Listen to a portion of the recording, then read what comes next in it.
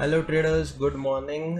आज है मंडे 8 जून 2020। 9:07 हो रहे हैं। जैसे कि आप देख सकते हो टाइम यहाँ पे अभी जस्ट मैंने लैपटॉप मेरा ओपन किया है। सबसे पहले जो मुझे काम करना है वो ये है कि कल मैंने एक वीडियो बनाया था, एक स्ट्रैटेजी का वीडियो बनाया था आप लोगों के लिए। तो आपके सामने ये वीडियो में ही मैं इसको पब्लिक कर देता हूँ। अपलोड कर चुका था, अनलिस्टेड में रख दिया था मैंने, पब्लिक नहीं किया था। पब्लिक इसके लिए नहीं किया था क्योंकि बोलते हैं ना, बहुत लेट हो गया था, रात के बहुत लेट हो गया था।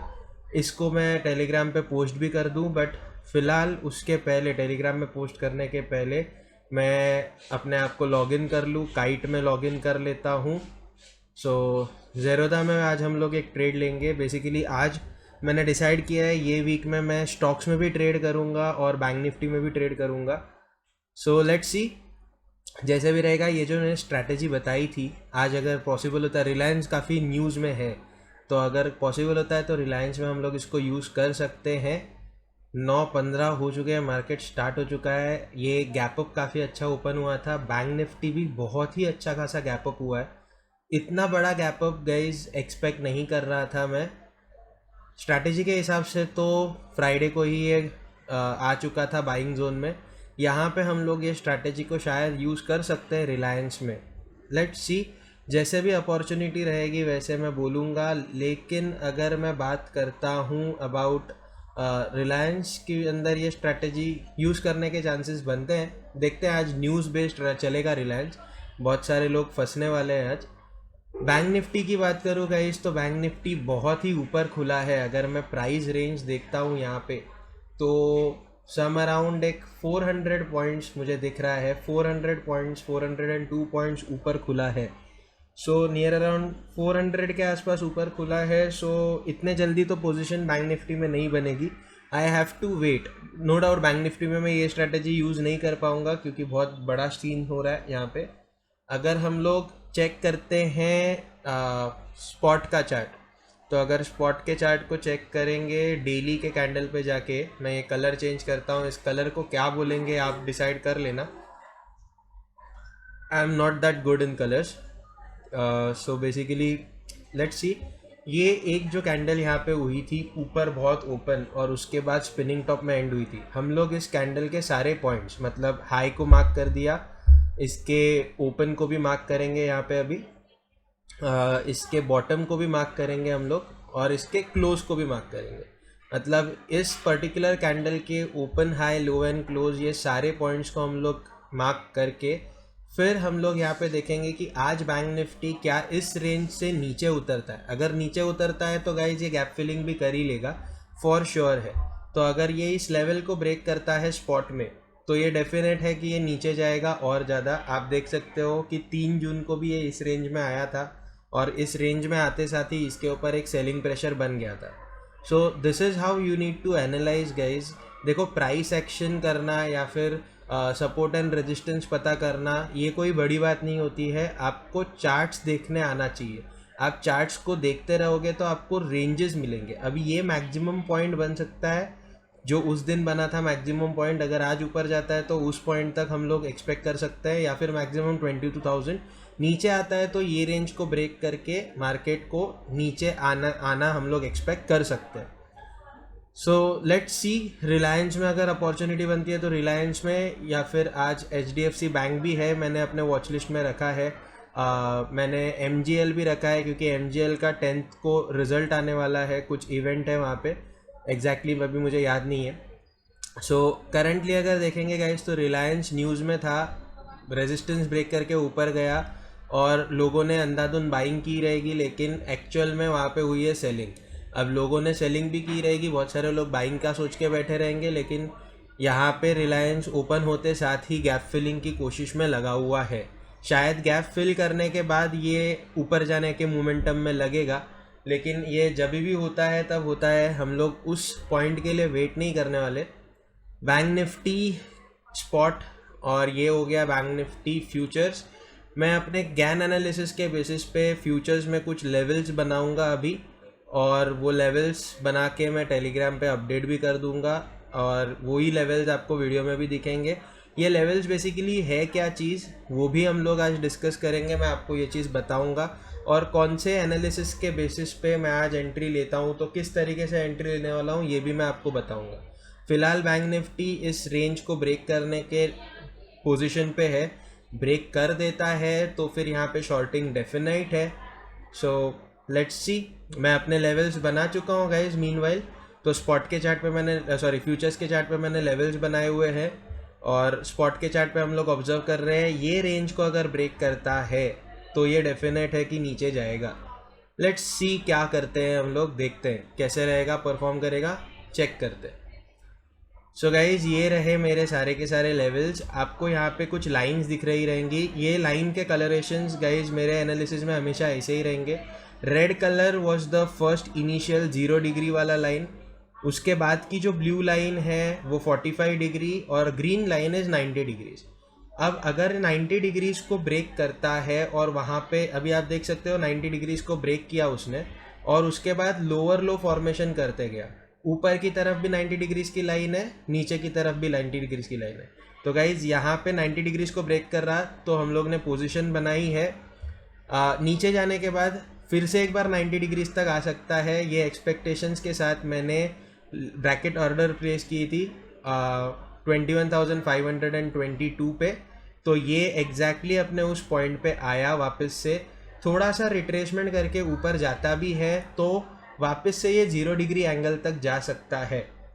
देखो गाइस, बैंक निफ्टी में ये तो श्योर है, जितना मैंने गैन एनालिसिस किया हुआ है ये कोई भी काम करता है, अगर एक बार 90 डिग्री क्रॉस किया तो ये डेफिनेटली नीचे आने वाला है। तो नीचे आया, उसके बाद हमने 3 कैंडल वेट किया, अब ये भले ही ऊपर जाएगा तो 0 डिग्री तक जाएगा। हमारा स्टॉप लॉस कम है गाइज, ये अपना स्टॉप लॉस खा चुका है अभी, मतलब ऑलमोस्ट ये कैंडल में ही इसने अपना स्टॉप लॉस खा लिया। अब बेसिकली स्टॉप लॉस मैं पहले ही आपको बता रहा था कि रेड लाइन तक मैक्सिमम जा सकता है, उसके बाद भी मैंने स्टॉप लॉस कम क्यों रखा, मैंने रेड लाइन के ऊपर क्यों नहीं रखा।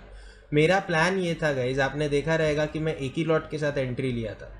सो माई प्लान वॉज कि अगर यहाँ पे 90 डिग्रीज की लाइन को ब्रेक करने के बाद ये अगर एक बार ऊपर आ भी रहा है, तो ऊपर आ रहा है तो थोड़ी देर के लिए ऊपर जाएगा, मैक्सिमम ऊपर कहाँ तक जाएगा, तो 0 डिग्री वाली लाइन तक जाएगा।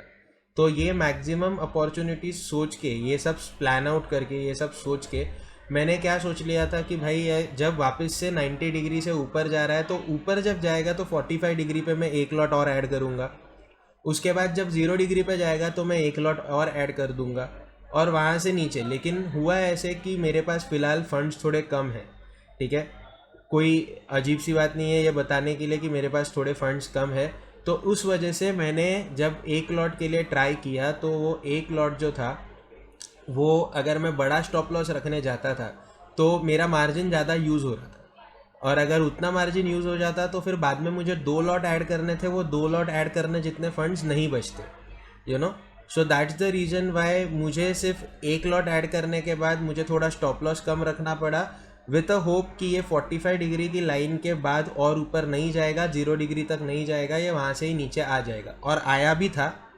और उसके बाद ये फिर से थोड़ा सा ट्रैप करने गया है बायर्स को।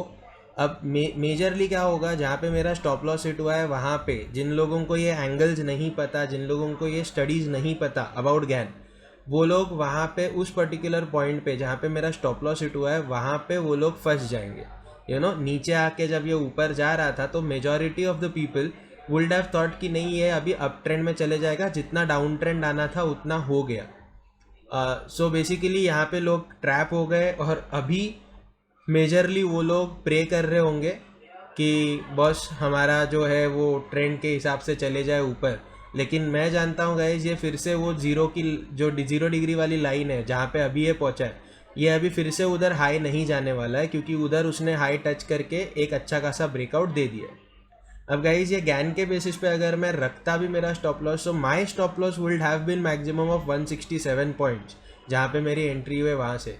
अगर 167 पॉइंट्स का भी मैं स्टॉप लॉस रख देता, या 200 पॉइंट्स का भी स्टॉप लॉस रख देता, तो भी मेरे लिए मेरा स्टॉप लॉस हिट नहीं होता, मैं अभी भी मार्केट में बना रहता। बट फंड्स का मैनेजमेंट करने के चक्कर में मैंने स्टॉप लॉस थोड़ा कम रखा था। नो इश्यूज़, मुझे इतना पता है कि मेरे स्टडीज़ एकदम परफेक्ट काम करेंगे, और आज मुझे रिजल्ट डेफिनेटली मिलने वाला है। और यही सोच रख के मैं अभी फ़िलहाल HDFC बैंक भी चेक कर रहा हूँ। सो मैं शायद HDFC बैंक में भी एक पोजीशन बना लूँगा। So let's see. वैसे देखते हैं कैसे क्या होता है, कैसे परफॉर्म करता है। ऊपर जाने का तो कोई सवाल पैदा नहीं हो रहा है फ़िलहाल, और अगर ये शार्प फॉल देने चालू करता है तो गाइज बैंक निफ्टी में फिर से एंट्री भी नहीं शायद मैं ले पाऊँगा। सो जैसे भी रहेगा गाइज एनालिसिस, मैं अभी देखूंगा HDFC बैंक को चेक करूंगा और HDFC बैंक में मैं एंट्री लूँगा विथ द न्यू स्ट्रैटेजी, क्योंकि मैं थोड़ी देर पहले चेक कर रहा था तो वहाँ पे वो स्ट्रैटेजी के हिसाब से एंट्री बन रही थी।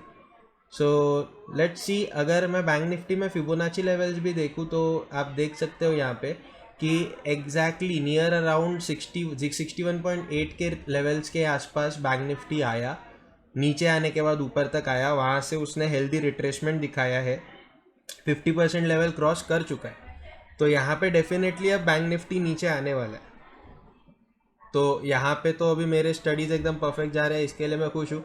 नो डाउट एक 2300 का लॉस दिख रहा है, कोई बात नहीं गाइज। HDFC में स्ट्रैटेजी के हिसाब से फिट हुआ, मैंने एंट्री भी लिया। एंट्री लिया है मैंने 125 क्वांटिटीज़ के साथ HDFC बैंक में। यहाँ पे एलिस ब्लू में भी मैंने एंट्री लिया है गाइज, लेकिन यहाँ पे थोड़ा लेट एंट्री लिया है विथ 300 क्वांटिटीज़ एट 1030। तो 1030 पे मैंने यहाँ पे शॉर्टिंग की हुई है, और ज़ेरोदा में अगर देखने जाऊँगा तो 1032 में। बेसिकली मैं सिर्फ ज़ेरोदा में ही करने वाला था शॉर्टिंग। आप देख सकते हैं एवरेज प्राइस 1032.56 है। मैं सिर्फ ज़ेरोदा में ही करने वाला था। फिर मुझे रियलाइज़ हुआ कि यार मैं बैंक निफ्टी करने जाऊँगा अगर अभी, तो बेहतर है कि मैं बैंक निफ्टी के जगह पे इसमें कर लूँ। अब गाइज मेरा यहाँ पे 10 पॉइंट्स का टारगेट है, ऑलमोस्ट अचीवेबल है ये, क्योंकि आप देख सकते हो 120.6 तक आया है, लाइक 21.65। सो मेरा टारगेट बहुत ही माइनर मार्जिन से शायद से मिस हुआ है। थोड़ी देर में ये मार्जिन के मतलब ये मार्जिन भी कवर हो जाएगी और मेरा टारगेट हिट भी हो जाएगा। सो आई डोंट नो अभी कितने मार्जिन से मेरा मिस हुआ है। लेट्स चेक इन ज़ेरोदा में चेक करते हैं गाइस कि HDFC बैंक में लो क्या बना था, और वहाँ से फिर अपने को एक आइडिया आएगा कि कितने मार्जिन से मेरा ये बचा है। अब देखो ये स्ट्रैटेजी के हिसाब से एकदम परफेक्ट काम किया। नो श्योर थिंग ने अपने को बराबर इंडिकेशन दे दिया था कि डाउन ट्रेंड आ रहा है। ऊपर अपने को एक डाउन ट्रेंड मिल गया, उसी कैंडल में मैंने शॉर्टिंग कर दी, और ये एक अच्छा खासा मोमेंटम नीचे की तरफ। अब गाइज ये देख के मैं इतना तो श्योर हूँ कि बैंक निफ्टी में मैं अगर रहता तो मेरा जो टारगेट था वो अभी तक अचीव हो चुका रहता। वेल एनीवेज, हम लोग देख सकते हैं 1020.15, मतलब 15 पैसे से मेरा टारगेट मिस हुआ है, बट नो इश्यूज़, ये आएगा नीचे इतना श्योर है, और जब ही नीचे आएगा तब मेरा ये टारगेट हिट करके जाएगा ही जाएगा। इनफैक्ट इससे नीचे जा सकता है, बट मैं लालच नहीं रख रहा 10 पॉइंट। अब बैंक निफ्टी देख लो गाइज, मैंने आपको बोला था ये 90 डिग्रीज क्रॉस एक बार कर जाता है, उसके बाद 0 डिग्रीज इधर क्रॉस किया था क्या? उसने नहीं किया था। तो मतलब अगर मेरा स्टॉप लॉस ऊपर रखता तो मैं अभी भी ट्रेड में बना रहता। इनफैक्ट अभी मेरा टारगेट हिट हो जाता, मैं प्रॉफिट बुक करके निकल जाता। So no issues. मैं फ़िलहाल के लिए तो यहाँ पे हैप्पी हूँ बिकॉज ऑफ माई स्टडीज़। तो स्टडीज़ के बेसिस पे तो बहुत खुश हूँ। ये ज्ञान एनालिसिस के एंगल्स वगैरह सब मैं आप लोगों के साथ शेयर ज़रूर करूँगा। थोड़ा टाइम जाने दीजिए, मैं धीरे धीरे करके आपको ये चीज़ समझाऊंगा। एक टाइम पे एक ही स्ट्रैटेजी से बात करना और समझाना सही होता है। कैसा है ना, मल्टीपल स्ट्रैटेजीज अगर मैं बताते जाऊंगा तो बहुत तकलीफ हो जाएगी। ग्राफ्स करना और प्रैक्टिकल यूज़ करके दिखाना बहुत ज़रूरी है।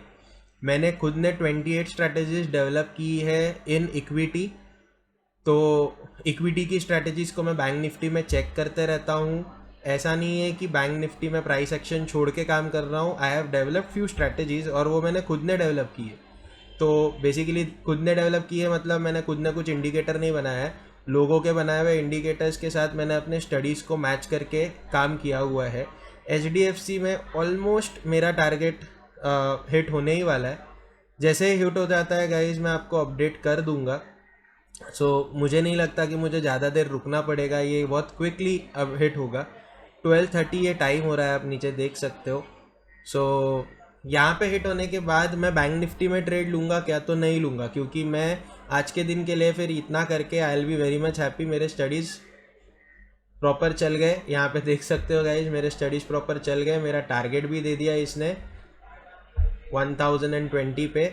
वहाँ पे ब्रैकेट ऑर्डर था, ऑटोमेटिक हो गया। यहाँ पे मुझे खुद को एग्ज़िट करना पड़ेगा। सो मैं एग्ज़िट करता हूँ यहाँ पे 20 के आसपास। ये फिर से जल्दी तो नहीं आएगा, ओके सॉरी, पोजीशन से कवर ऑर्डर एग्ज़िट नहीं होते हैं, तो मैं यहाँ पे एग्ज़िट कर देता हूँ गाइज। वैसे भी कुछ इशू नहीं है, मैंने 10 पॉइंट से ज़्यादा कमा तो लिया है यहाँ पे मैं रिजिड होके 120 तक नहीं बैठने वाला, क्योंकि अभी थोड़ा बहुत रिट्रेसमेंट होगा। सो गाइज मैंने एग्ज़िट कर दिया है। कौन सी प्राइस पे हुआ पता नहीं, but here I have booked a profit of 3000। पहले का लॉस 1 लॉट का जो था वो रिकवर करके 701 का ये प्रॉफिट पकड़ लो। सो बेसिकली 3000 का HDFC में यहाँ पे प्रॉफिट है, 1235 का यहाँ पे प्रॉफिट है। Overall profit is of 4235। So guys basically I am very happy with everything and that's all for the day guys. Thank you for watching. पसंद आया हो तो लाइक कीजिए, शेयर कीजिए, सब्सक्राइब कीजिए। बाय।